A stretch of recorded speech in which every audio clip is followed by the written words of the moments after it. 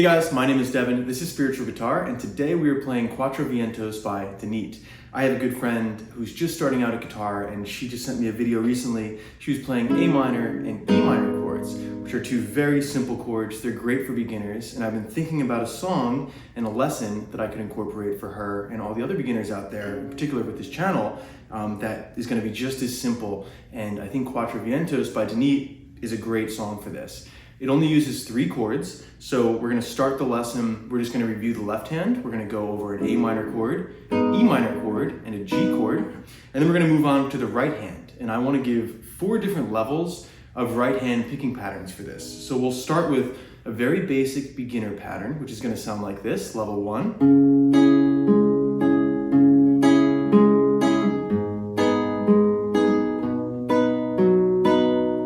Move into level 2, we're going to add just a little bit more. We'll add our index finger, and I believe when I listen to the song, I think this is what Danit is doing. It sounds the closest, so it's like this. And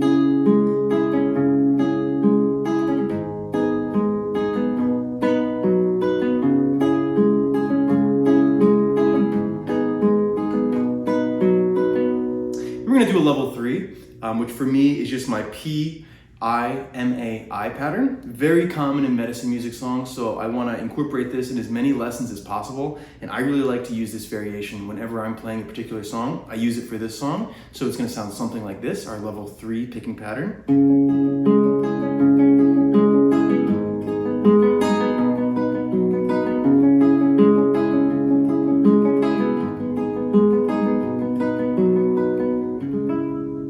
And then our level 4 is something I like to do just to give a little bit more energy and a little bit more variation. It's not used in this song. It's a technique that I put on many different medicine music type of songs. And we're going to add a little bit of percussion to the right hand. So it's going to sound something like this.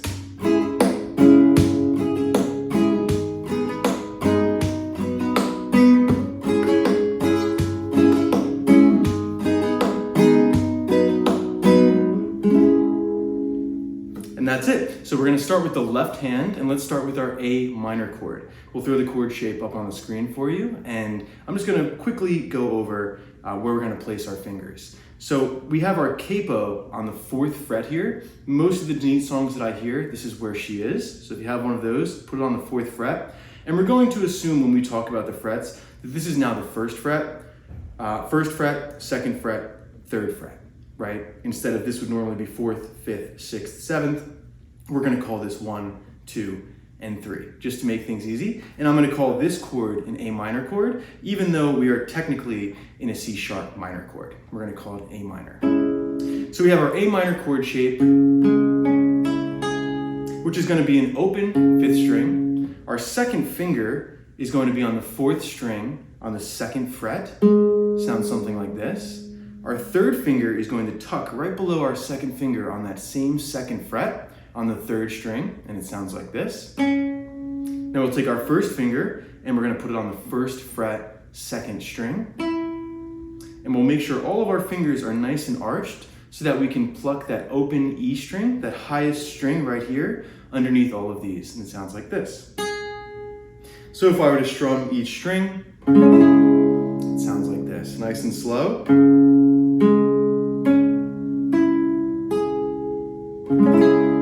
One quick thing I want to mention, as we do these lessons, I don't want to just teach a song. I want you to come out of these lessons improving your technique, learning a little bit more. So I want to discuss dead, muted strings with this very quickly. If you're playing the chord and it sounds like this,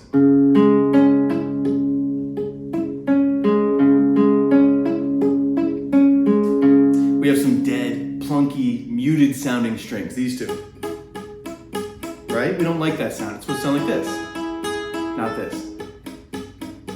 So one of the things that causes that is we're not arching our fingers enough. We don't have good left hand technique. I grew up studying classical music, so I have a pretty good technique foundation, and I just want to apply that into this medicine music because I think it's going to help you. So take your thumb, and we want to always make sure it's on the back of the fretboard, on the back of the neck.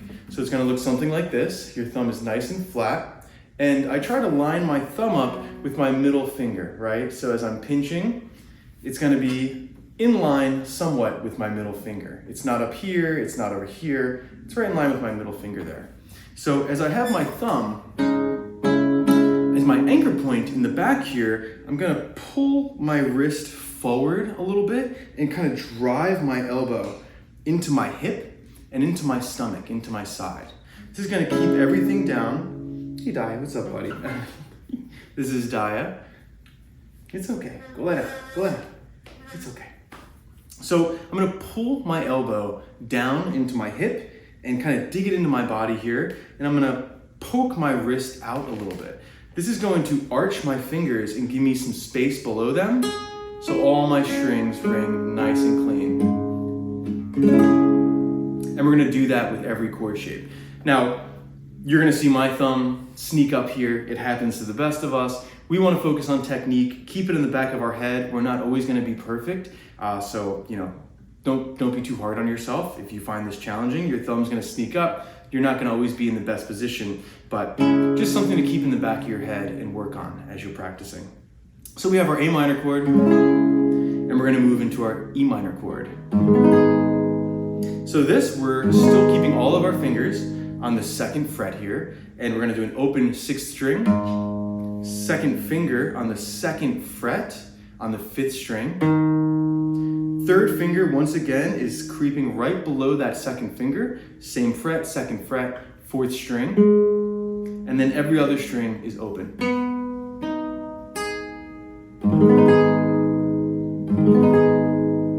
And there you go. And then we're gonna move to our G chord.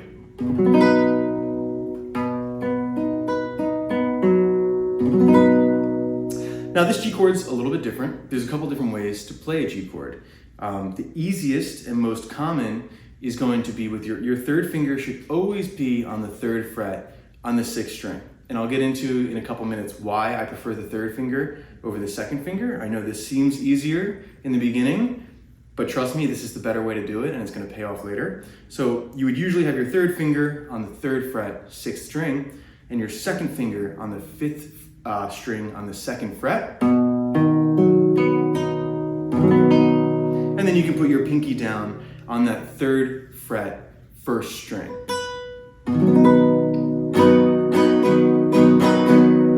So that would be your standard G chord. For this song, we're gonna make it a little bit easier and we're gonna lift up our 2nd finger. Now, we don't want that 5th string to now be open. That's not part of the chord. It's not gonna sound right. It would sound like this. It's just, it might have its place somewhere else, but just not in this song, I don't think. So we're actually gonna do the opposite of what we just did while we arched our fingers, and we're going to try to mute that 5th string with our 3rd finger. So we're gonna do that by just slanting our finger back a little bit. So it's just kind of touching, grazing that 5th string, and once again giving us that dead, plunky, muted sound. Now, when you strum this quickly, you don't even hear it. If I were to do it slowly, I'm still playing that string, but when I strum it quick, you don't even hear it because I'm blocking it with my 3rd finger here.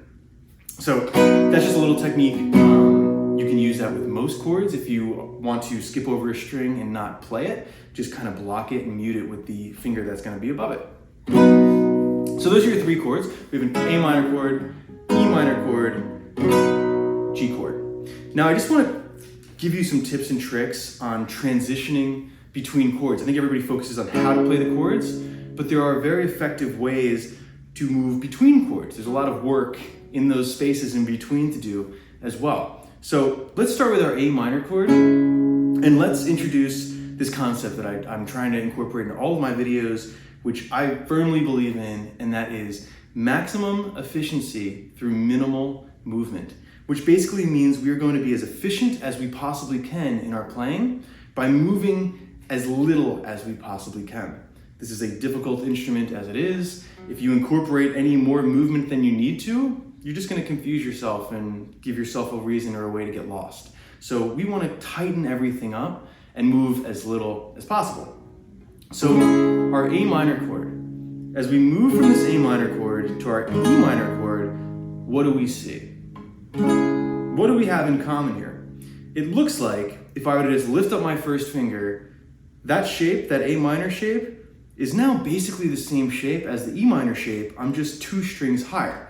Meaning when I move to E minor, I'm gonna take these 2 fingers and shift them to lower strings. So we call that moving them down, even though my finger is pointing up right now. These strings are lower, then these strings are higher pitched. So we call it going down. Everything is very confusing in guitar. I'm not sure why, but just kind of go with it and it's gonna make sense eventually.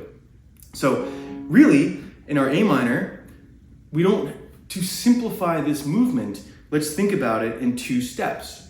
Lift up your first finger, now focus on your second and your third finger, and just lightly lift them up, shift them down, and place them back. And now we're in our E minor chord. They are very similar chords. Beginners tend to lift up all of their fingers. Please don't lift up your thumb as well, because you're totally lost.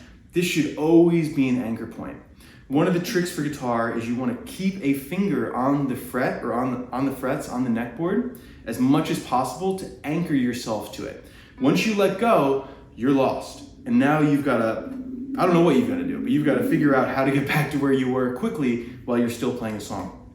So you want to try to keep a finger down on the neck as much as possible. And that finger can always be your thumb. I would never lift my thumb up. It's always on here as I'm shifting. You lift up a little bit. You don't want to have too much friction on the wood on the neck of the guitar. Just lift it up a little bit and move it. But that's generally your anchor point.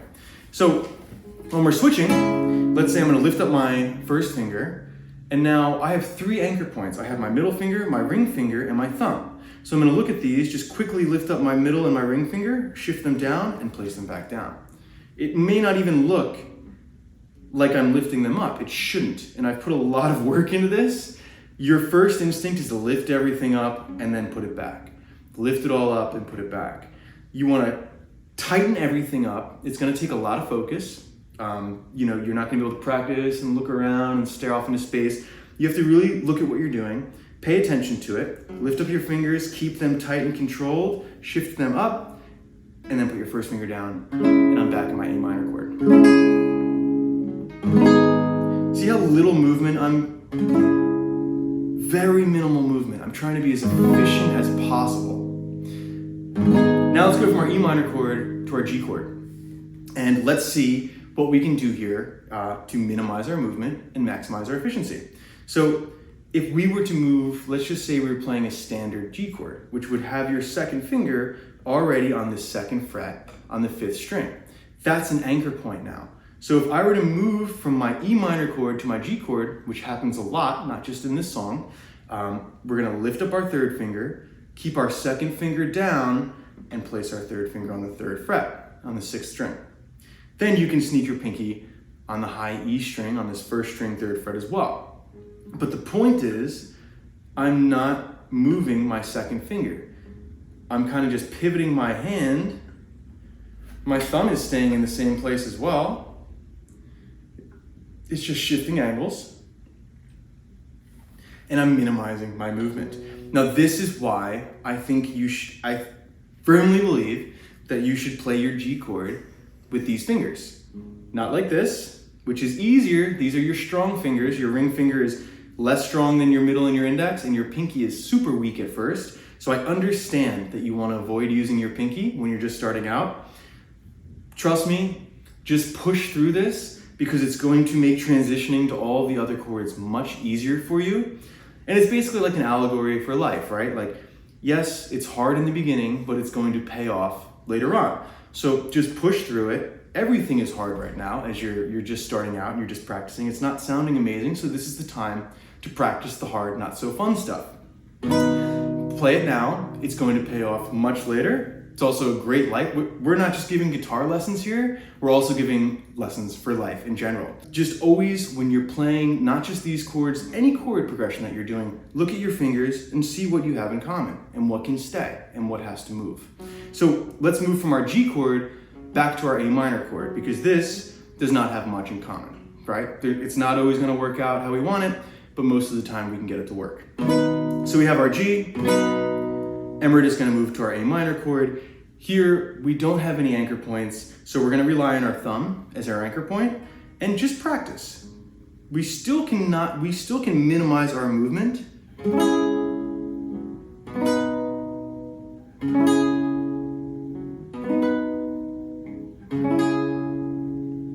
And what you want to do when you're practicing, you don't want to just play. There's a difference between practicing and playing. You can play through the song, but when you're practicing the song, you should break it up into very small, digestible chunks. In this case, I think it's just going from one chord to another. So you start with 2 chords, A minor, E minor, and you just practice going back and forth between those two. And when you're practicing, pay attention. Don't just stare off in the space. We're practicing. This is our daily focus, our daily practice. Look at your fingers. Think of how you can be creative. And just spend 3 to 5 minutes on each chunk. It's going to pay off significantly if you break it up this way. There's tons of science written on this. There's a book called The Talent Code written by Dan Levitin, I believe. And it goes into myelin and it actually studies classical players in conservatories, and it proves how this practice method is so efficient. So then move into your E minor to a G chord. Back to the E minor. Back to the G. Back to the E minor. Back to the G. And then go from your G chord to an A minor. Now, you don't go from an A minor to a G chord in this song, but there are plenty of songs where you will. So it's worth practicing this now.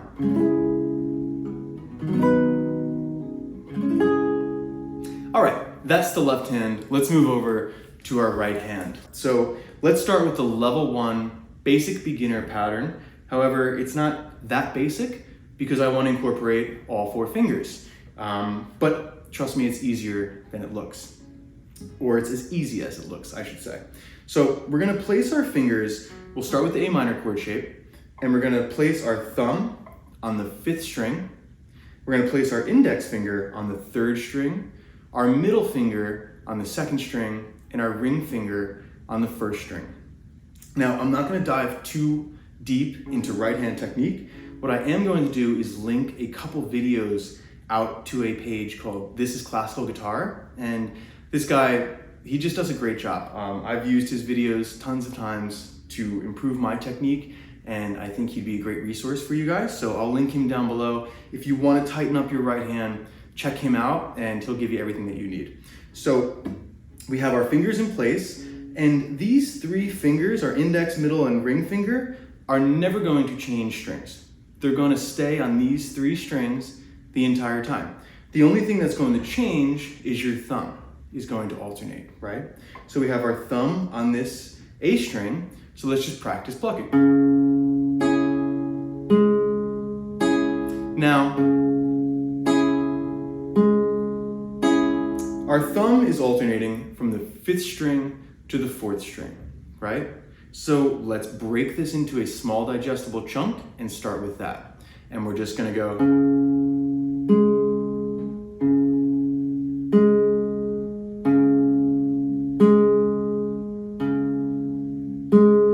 Pretty basic, not the most exciting thing in the world.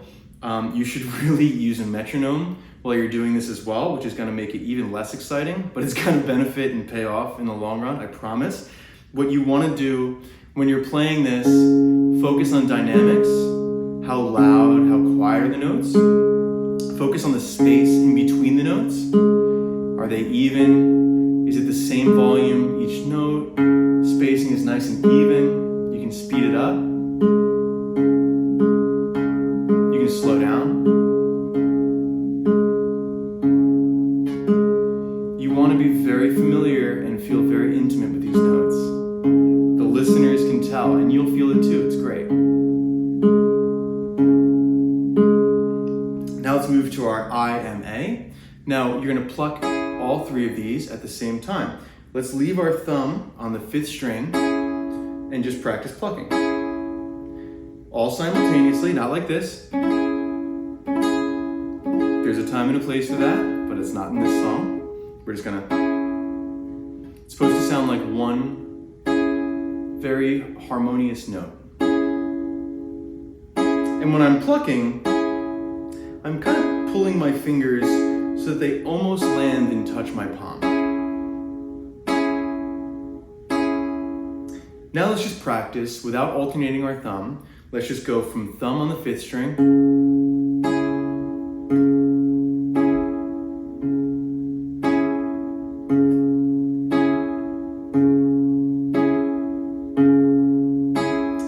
something I'm doing here that I learned as a classical student is called preparation. And it's very effective for speeding up and cleaning up your right hand. So I'm preparing my fingers. So as soon as I strike my thumb, I'm preparing these 3 fingers, whatever I'm going to strike next, they are primed and ready. So then as soon as I pluck those, my thumb is back on that string, it's locked and loaded and ready to go.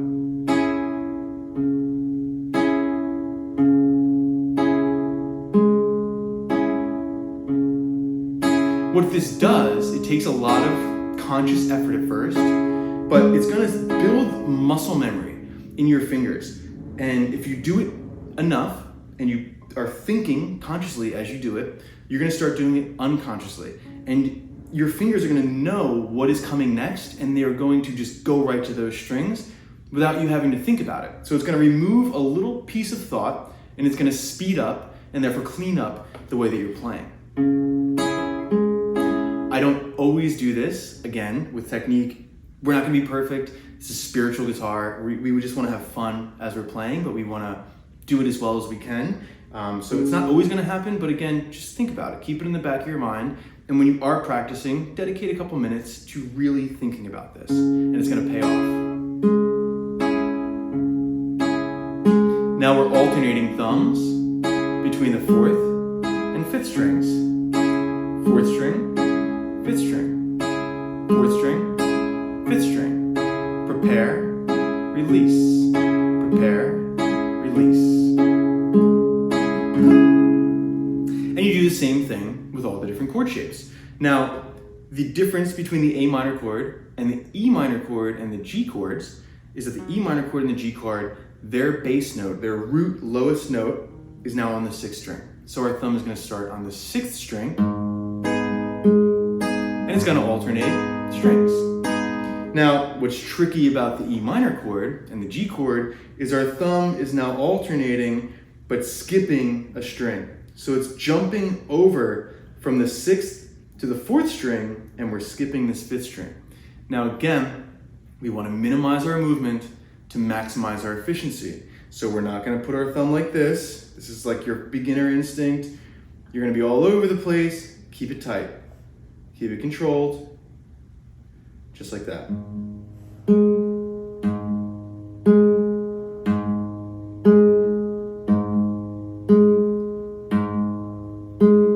And like this is how you should practice it. It's going to be really awkward in the beginning. So don't overcomplicate it. Just start with the fundamental, what you're doing, and get it right. And then move on from there.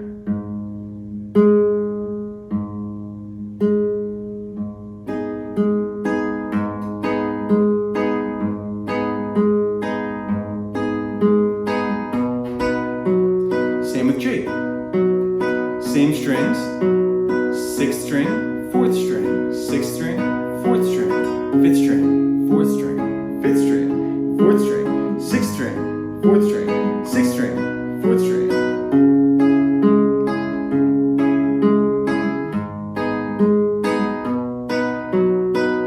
That's the first time we really played through the chords in the proper progression. So you're going to play the A minor chord, let's call it 4 times. 2, 3, 4, E minor twice, 2, G twice, 2, 1, 2, 3, 4, 1, 2, 1, 2, A minor, 2, 3, 4, E minor, 2, G, 2. Right? Okay, so that's level 1. Let's go into level 2 on the right hand. Again, I think this is the way she plays it in the song. It's produced so well. She has so much percussion and different sounds going on in there. It's hard to make out the guitar super clearly, but I think this is what she's doing. So it's going to be the same pattern as level 1. But on the way back, so we're going up to our IMA, which are these three fingers. On the way back, we're actually, how should I describe this? Okay.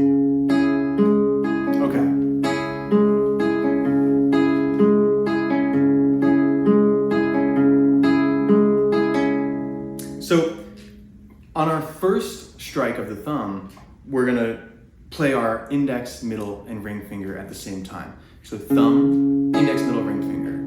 And then as we alternate strings and we play our fourth string with the thumb, we are going to play the thumb, and then we're going to play just M and I, or M and A, and then we're going to land with our I. So,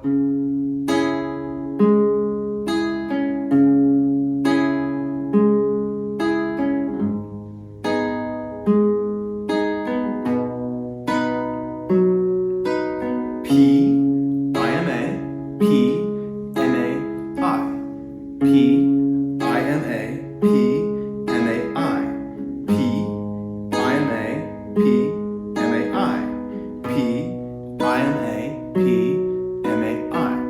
Now, when you're practicing this, we're going to break it down into a smaller, digestible chunk. You don't want to just tackle the whole thing all at once. It's overwhelming. It's a little complicated. Simplify it. So just start with this, which you've already done.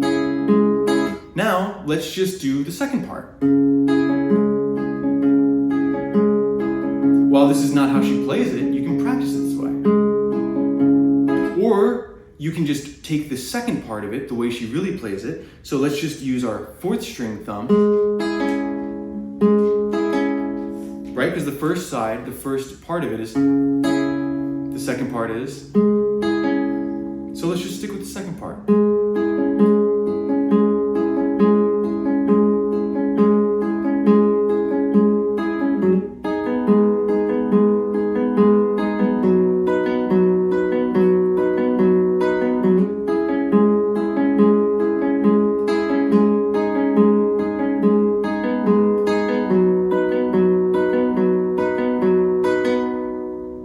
And then you can incorporate the entire thing.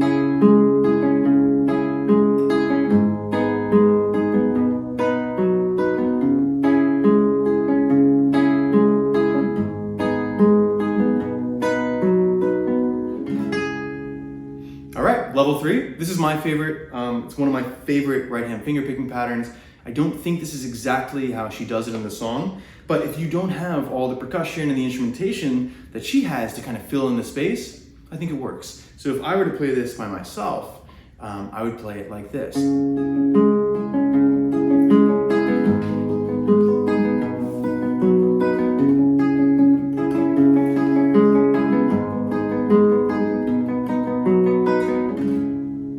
Now what I'm doing is P, I, M, A, I, alternating my P to my fourth string, as we've been doing the whole time. That always stays the same.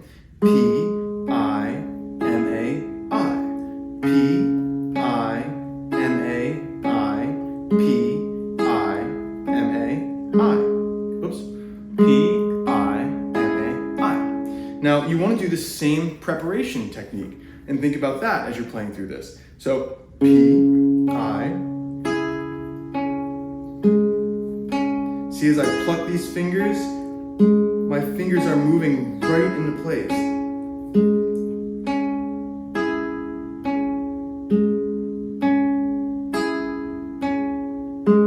I've said this in a different video lesson, but it's a really great analogy that my guitar teacher shared with me, that his guitar teacher, Reiner, shared with him.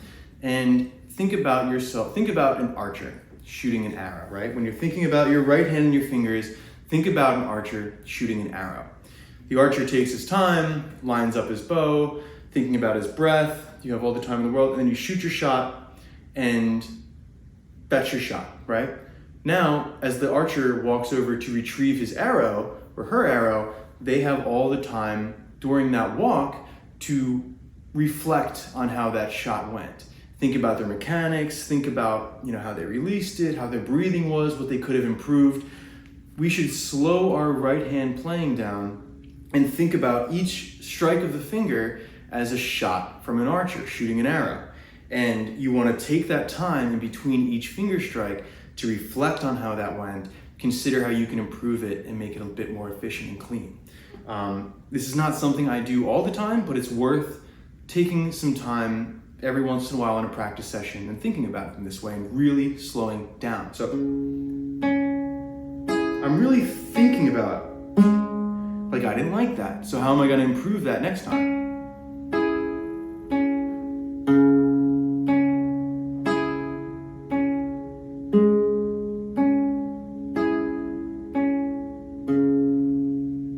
All right.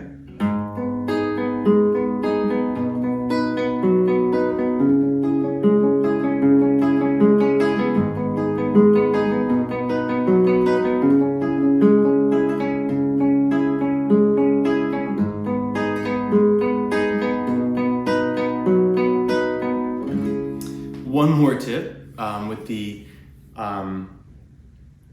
P-I-M-A-I.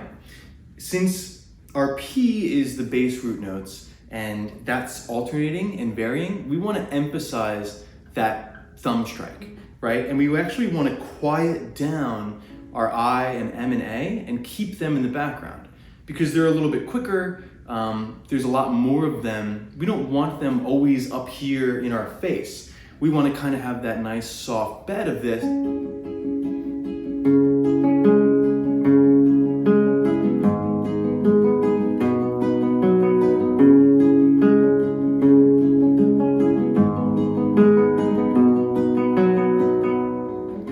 Right? The way to practice that and get there is actually the opposite of what you would think. You want to slow everything down and play everything as loudly and evenly, the volume as even as possible. So the idea is you're really gaining control of the muscles in your hand.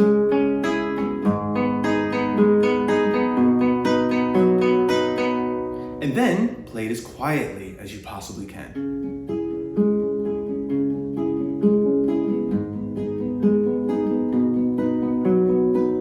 The idea is you want to master every level of volume in that dynamic range from quiet to loud so that you have control over it. And so that when you want a certain finger to go loud, it will play loudly and the other ones will play quietly. This is much more difficult than it sounds to play with one finger loudly and the other ones quietly. It's a lot of individual control. So it's going to take some time. Be patient, but it's something to think about. It's good to learn this as a beginner and just keep this in the back of your mind. As you learn new songs, don't beat yourself up, don't be too hard. Just very slowly incorporate this into your practice, right? Okay, let's move on to level 4, the percussion. This we're kind of throwing in there for the more intermediate to advanced players as well, give you something to work on, and I think it's a great way to bring some more energy, variation to the song. So what we're gonna do is basically incorporate a kick and a snare. Kick drum, and a snare drum. And you can do that many different ways. In this song, this style, let's just start this way. We're gonna play our kick like this. So that's me striking this meaty part of my thumb in my palm here, and I'm striking it just right here on the guitar. And I'm not whacking the guitar, I'm not using any movement of my right arm. It's like I'm snapping my wrist, right? It's a quick flick, and it's not the power of your flick, but it's the snap of it. It's how quick it is, and really just getting comfortable with which part of your skin should hit the guitar and give it that thud. You're gonna hear my bracelet clink a little bit as well, which I kind of like that high-end frequency texture on top. I think it's okay. But there's just your thumb, and it doesn't have to be anything crazy. It's just a little thud. That's it. So just practice that. Again, be gentle with your guitar. I'm really not striking it hard. And you'll see my fingers kind of flick out as I'm doing this. I encourage you to do that because eventually you're gonna do both. You're gonna strike it and flick out. But for now, just strike. Now our snare, I'm hitting 3 different parts of my thumb. I'm incorporating my nail, the fleshy part of my thumb, and the bone of my knuckle. and it kind of gives, there's a couple different textures that you can hear in that sound, but there's a nice thwacky snap, right? And I'm just right here. And again, I'm really just flicking my wrist and my thumb is just going along for the ride, you know? I'm really not hitting the guitar with my thumb. It's a flick of the wrist and my thumb just is following my wrist and landing on my guitar. That's it. So we're gonna do a kick. We're gonna strum down. I strum down. I'm really hitting it with mainly my third finger, but I'm also, my second and first finger are in the mix as well. Just like that. You do have to use your fingers for this. It can't be a thumb strum because you're gonna have to get your thumb back up here. You want your thumb free, right? So I'm strumming with my fingers and I'm preparing my thumb to be up here. So kick, strike, snare, down, up. Now the up is with my thumb. Down, up, down, up. And again, it's really just my wrist that's doing this motion. It's like I'm drying my hands, shaking them dry, and my fingers are just going along for the ride. Down, up, down, up. Kick, down, snare, down, up. Now what you'll notice is my arm, this is a little bit different, is my arm is going up to a bit of a right 90-degree angle here. This kind of hurts at first. It's a little awkward, it's a little uncomfortable. If I practice this for like 10, 20 minutes, it starts to burn. So that's what I'm working on because I want to be able to play that for longer. But just be aware, you know, when I go up to that, I'm keeping I can see my elbow at a right angle, and then I'm back down,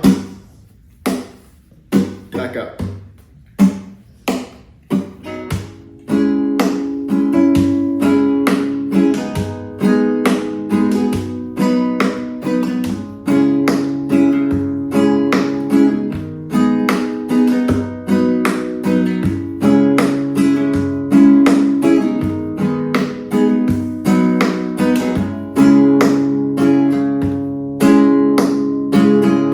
You know what I'm actually doing here, I'm realizing? I usually do it with my thumb, but for some reason today it's feeling a little more comfortable to do my upstroke with my index finger.